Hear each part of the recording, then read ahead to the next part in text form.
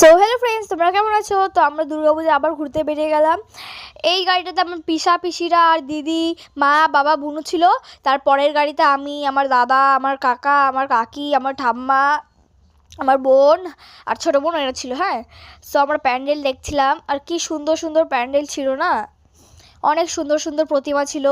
যেরকম এই প্যান্ডেলটাই দেখো কি সুন্দর। তারপরে সেকেন্ড প্যান্ডেলে চলে গেলাম। সেকেন্ড প্যান্ডেলটা তো মানে সিঁড়ি এত উঁচু ছিল যে বয়স্করা তো উঠতেই পারছো না। দেখো এখানে সবার হাত ধরে রাখা হয়েছে।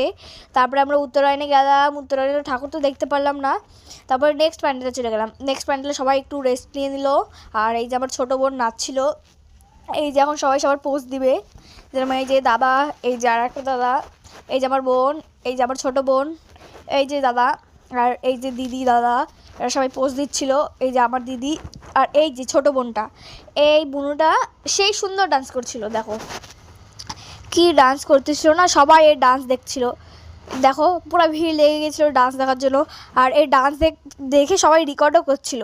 দেখো, তারপর আমরা নেক্সট প্যান্ডেলে চলে গেলাম। নেক্সট প্যান্ডেলে যাওয়ার পরে দেখলাম কি এই প্যান্ডেলটা কি সুন্দর, মাটির প্যান্ডেল একদম। সো আমরা লাস্ট প্যান্ডেল দেখে বাড়ি চলে গেলাম। Tata, bye bye.